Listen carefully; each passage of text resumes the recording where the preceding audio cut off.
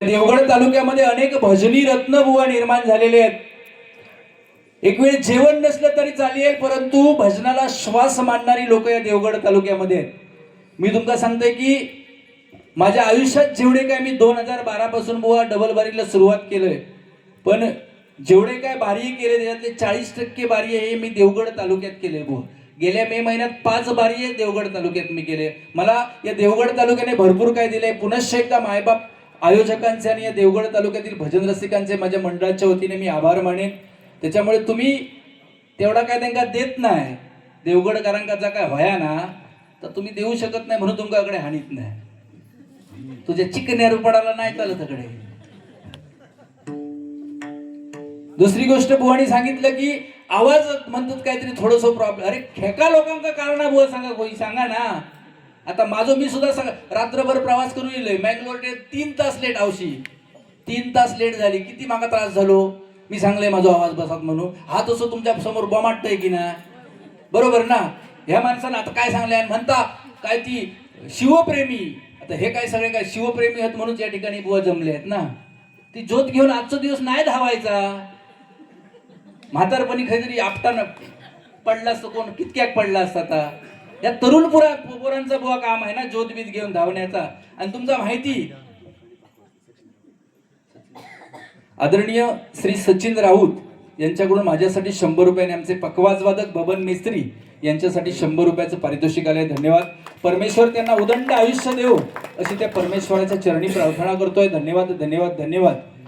तर काय सांगल्यानी की त्याच्यात म्हणतो ते मी भजनी बुवा माका घोषणा देवक लावल्यानी. मग हेंका तसा फोन करून सांगा खोया होता बारी जी काय ठरवलास ना त्यातले पैसे माका कमी द्यावा चालत तुमका. मग बुवा माझं म्हणणं असं आहे की आपण ज्या ठिकाणी कार्यक्रम घेतो त्यांना कारणा कधी सांगायची नाही. जहाना लोक ऍक्सेप्ट करणार ना बुवा. त्यांना काय ते भजन रसिक ते काय येडे नाहीत. त्यांना माहिती याचा आवाज बसला नाही लागत. हा तर वेगळा सांगायची आणि गरज काय त्याच्यात. कळ काढूची भारी पडतरी कळ हेंका आता असं ते. खरोखर बुवा काय विषय. आणि आता काय सुरुवाती गाणा म्हटलास खायचा आता तुझ्या पायरीशी कोणी सान थोर नाही. ते अजय अतुलने जर ऐकल्या नसताना आई शपथ त्या माणसांका दोघांका जागे रेटा किलो असतो. देवा शपथ सांगते. नाही तर भान घेऊन तोंड तरी पडले नाही असता या माणसाचा. म्हणजे बुवा कशाला उगाच ती अजरामर झालेली गाणी. काय माहिती तुमचा कसा झाला. नेना कुणाची पाची आणि सकला आपली घोटी नाची. म्हणजे तशी परिस्थिती यांची. काय घराकडनं जेवढा काय त्या डायरीत लिहून हाणल्यानी या तर तुमच्या माथ्याराज हेंका मारूच असा समजला ना. त्याच्यामुळे ही अशी परिस्थिती आहे. असू दे बाकी काय नाही. बुवानी दुसरी गोष्ट सांगितली की ज्याचा म्हणता बालपण सुखात जाता त्याचा म्हातारपण दुखात जाता. चांगलंय ना. ज्याचा बालपण म्हणता दुखात जाता त्याचा म्हातार केवढो मोठं भविष्य सांगणार हो. काय रे बाबा कोटो बरो घालून नेले. किती घेता सो भविष्य सांगा. अहो बुवा काय नाही हे भविष्य तुमचा काय नाही. जगात भविष्य जाणणारी फक्त मायबाप 2च माणसं आहेत. आपल्या मनातली जाणणारी आपली आई आणि आपलं भविष्य जाणणारा आपला बाप. हे 2च खरे जगातले ज्योतिष आहेत. असल्या ज्योतिषांवर विश्वास ठेवू नको. नाही तर तुम्ही म्हातारी माणसं म्हणसाला तर आमचं आयुष्य दुःखात जाताला. केवढा टेन्शन द्या माझ्या आजी एकीला बुवा. किती टेन्शन घेता ती माहिती तुमका. आता बघा थोड्या घरात जातली ती उठा तुमचा चालू झाला काय. काहीतरी लोकांका आपला नुकाता सांगायचा. आणि काय सांगल्यानी की म्हणतात काय विषय हा नाद नाही करायचा कोणी या पोरांचा. काहीतरी गाणं म्हटल्यानी म्हणजे बुवा एखाद्या माणसाक चढूसाठी काय पण म्हणायचा. म्हणजे त्यांनी खैसून तरी या आयोजकांका आणि ह्याल्या दहीबावच्या पोरांका चढवल्यानी काय म्हणतात काय नाद नाही करायचं ह्या पोरांचं. म्हणजे तुमका काढलं ते 100-50 काढतले तुमका देतले. त्यांना आवडलं तर देतले. आता बघा माका देतले. मी सांगतोय जर तुमका नाद करूचो असात ना बुवा तर ह्या दहीबावच्या पोरांचोच करा. बरोबर ना. हा कारण बुवा तुम्ही सांगितलं नाद नाही करत ते काय गुंड नाद नाही करू. ते चांगली पोरात बुवा आहे. ही शिवजयंती साजरी करणं म्हणजे येड्या गावळ्याचा काम नाही ना. तुम्ही या चांगला कार्य केल्याने ह्यांचो नाद केलात ना तुमच्या गावात उद्या शिवजयंती होतली. तुम्ही मगाही सांगितलं की त्यांनी काहीतरी मला वाटतं दत्त जयंतीला एक संकल्प आखला की आमच्या गावात ॲम्ब्युलन्स होईच. ते ॲम्ब्युलन्स मध्ये पहिलं हेंका घाला नाही आधी देवगडात तुला घेऊन पोच. आणि त्यांनी अवघ्या 50 दिवसात ॲम्ब्युलन्स घेतली. अशा पोरांचो नाद नाही करायचो. तो कोणाचो करायचो. काय हो, खरोखर या पोरांसाठी सगळ्या गावाल्यातल्या सगळ्या पोरांसाठी एकदा जोरदार टाळ्या झाल्या. कशी बुवा जिद्द पाहिजे ना. काय माहितीये मायबाप, मधासारखे जर गोड परिणाम हवे असतील तर मधमाशी सारखं एकत्र व्हावं लागतं. आणि हे या दहिबाव गावातील हे सर्व तरुण शिवप्रेमी सगळे जे भक्त आहेत शिवरायांचे, ते ह्या मधमाशी सारखे एकत्र आहेत. म्हणून हे गोड परिणाम आपल्या समोर दिसतात. एकदा जोरदार टाळ्या मंडळासाठी झाल्या पाहिजेत. आणि मी सांगते, मी तुमचं नाद करू तयार आहे. हे काय नाही, हे नाद करू, हे कोणत्या तरी येडा गाभ्याचंच नाद करतले. त्या वाघा बिगांचा मगाशी काय सांगत होते, कॅन्सल केल्याने वाघ, ते वाघ गेले उडत. असल्या वाघांका आम्ही विचारित नाही हो. वाघ बी ते शेळपाटा सगळी ती आमच्या बरोबर घेतच नाही, ते घाबरतात आमका. हा, आता बघतोय ना काय गजरात बोलतास ते. मका देवा शपथ वाईट वाटला ह्या माणसाचा. एवढी महिला बुवा समोर बसले, त्यांच्या 1500 रुपये तुमचं डोळं किती आहे बिचाऱ्यांका. हल्ली ते येऊची बंद झाली, शिरा पडली तुमच्या सारख्यांच्या आशेन. तुमच्या माघारनी घेत ना. माझ्या घरात देवा शपथ सांगते, माझ्या बायको घेतात 1500, माझ्या आवश्यक 3000. काय कमी आहे माका सांगा. यांच्या माघारनी घेत नाही वाटतं, त्याच्यामुळे जळत ते. असा बाकी तसे सुंदर आहेत बुवा. काय माहिती की बोलासारख्या भरपूर आपण. आता त्यांचं चेहरा बघून मला बोलवत नाही.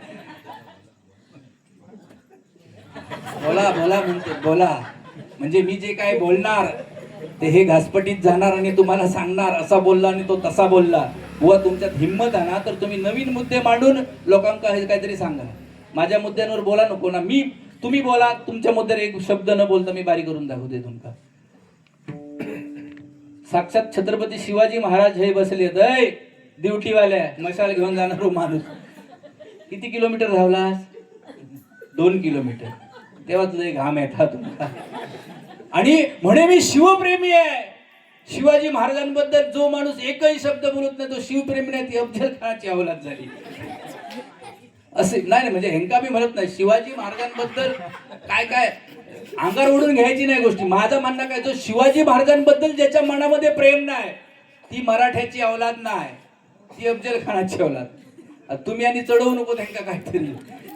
खरंच सांगते, कारण मगाशी सांगितलं मी, छत्रपती शिवाजी महाराज या महाराष्ट्रामध्ये जन्मले म्हणून हे भजन कीर्तन नामस्मरण चालू आहे.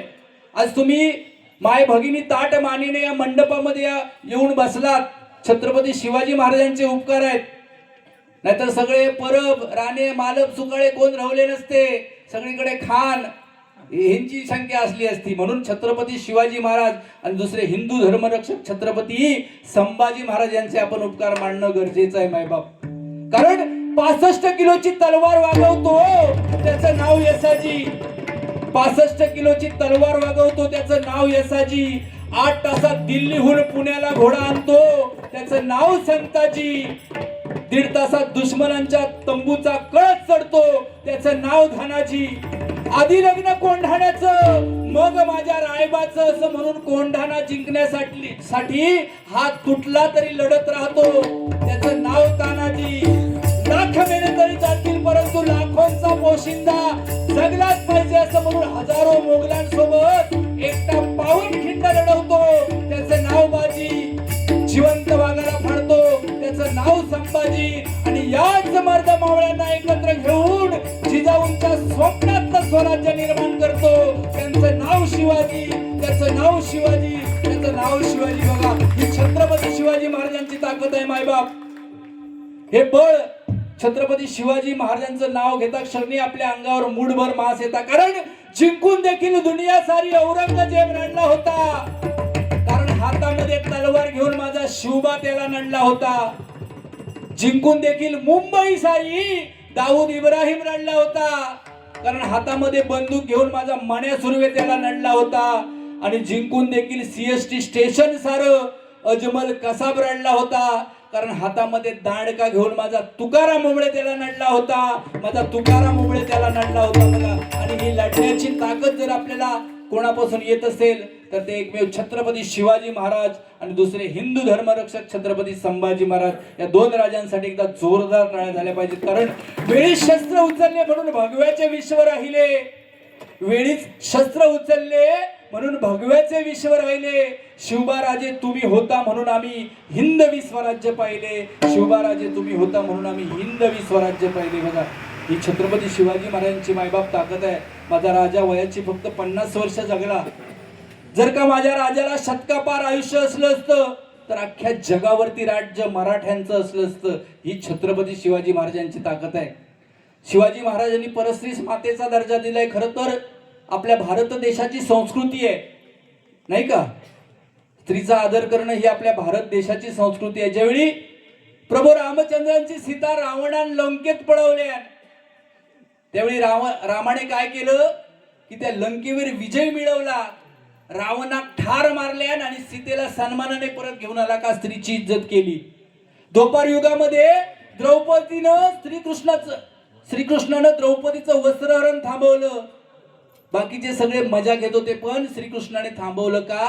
कारण स्त्रीची इज्जत केली. आणि या कलियुगामध्ये छत्रपती शिवाजी महाराजांनी परस्त्री मातेचा दर्जा दिलाय. बघा, ती स्त्री, ती आपली आई. मायबाप 3.5 शक्तीपीठ आपल्या घरातच आहेत. आपली आई, आपली बहीण, आपली पत्नी आणि आपली मुलगी, ह्याचा आदर करणं हे आपलं कर्तव्य. आणि छत्रपती शिवाजी महाराजांच्या महाराष्ट्रामध्ये आपण राहतो, त्यामुळे स्त्रीचा आदर करणं. कारण आई म्हणजे साधी नाही ना. आई म्हणजे मंदिराचा उंच कळस. आई म्हणजे अंगणातील पवित्र तुळस. आई म्हणजे भजनात गुणगुणावी अशी संतवाणी. आणि आई म्हणजे वाळवंटात प्यावं वाटणारं थंडगार पाणी. आई असतो एक धागा, वातीला उजेड दावणारी समईतली जागा. आई माझा गुरु, आई माझी कल्पतरू, सौख्याचे सागर व आई माझी. अशा जगातल्या कितीही उपमाया माय माऊलीला दिल्या तरी त्या कमीच. कारण आई सारखे दैवत साऱ्या जगतावर नाही. स्वामी तिन्ही जगाचा आई विना भिकारी. त्या परमेश्वराला सुद्धा आईचं महत्व पटावं म्हणून अनुसयेच्या पोटी जन्म घ्यावा लागला. ती आई या कलियुगामध्ये मायबाप बदलली आहे. सोनोग्राफी सारख्या मशीनच्या साह्याने गर्भलिंग निदान चाचणी केली जाते. गर्भात वाढणारा जर का मुलगा असला तर तो वाचला, आणि गर्भात वाढणारी मुलगी असली तर त्या पोटच्या गोळ्याला पोटातच मारण्या एवढी कसाई का बनली आपली आई? मुलाच्या हव्यासापोटी किंवा जन्मलेली मुलगी कचऱ्याच्या डब्यात फेकून देणे एवढी निर्दयी का आपली बनली आई? बघा, ही कलियुगाची मायबाप व्यथा आहे. स्त्री भ्रूण हत्येचं प्रमाण वाढलेला. म्हणून सांगते की मुलापेक्षा मुलगी बरी, कारण प्रकाश देते दोन्ही घरी. बोलण्यासारखं मायबाप भरपूर आहे, परंतु वेळेचं बंधन आहे. त्याच्यामुळे बुवांची सुद्धा या ठिकाणी वारी झाली पाहिजे. या ठिकाणी रूपाचा अभंग सादर झाल्यानंतर 100% तुमचं प्रबोधन आणि मनोरंजन करणार, यात काही शंका नाही. बुवा ज्या हिसाबाने बोलतील, धमकी तर दिलेली हा, आता काय बोलतील ते बघूया. असू दे बुवा, बिंदास बोला, काय नाही. मी कारण डबल बारी येताना सगळी लाज लज्जा शरम खुट्यात बांधून येते. कारण ज्यावेळी आपण दुसऱ्याला बोलतो त्यावेळी दुसऱ्याकडून पण बोलून आणि ते पचून घेण्याची ताकद ठेवणारो मी माणूस आहे. त्याच्यामुळे तुम्ही बिंदास बोला, पण बोलताना सांभाळून बोला. कारण माझ्या तोंडाक ना सहसा तुम्ही लागा नको. काहीतरी लोकांका चांगला सांगा, त्यांना प्रबोधन करा, त्यांना मनोरंजन करा त्यांचा, त्याच्यातच तुमचा भाला. ती काय ती 100 गाणी लिहून हल्ला ती सगळ्यांच्या माथ्यावर मारा आणि घरात जावा. असू दे, रूपाचा अभंग.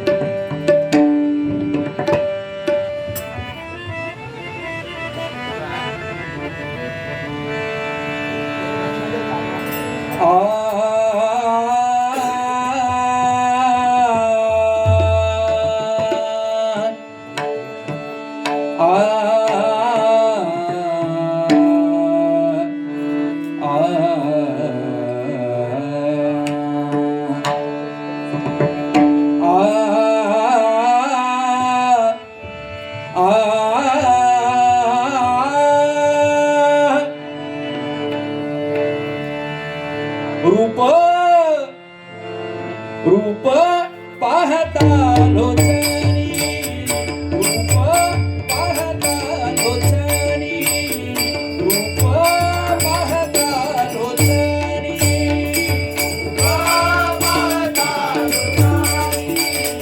रूप पाहता लोचनी, रूप पाहता लोचनी. सुख झाले हो, झाले हो, झाले हो सासरी.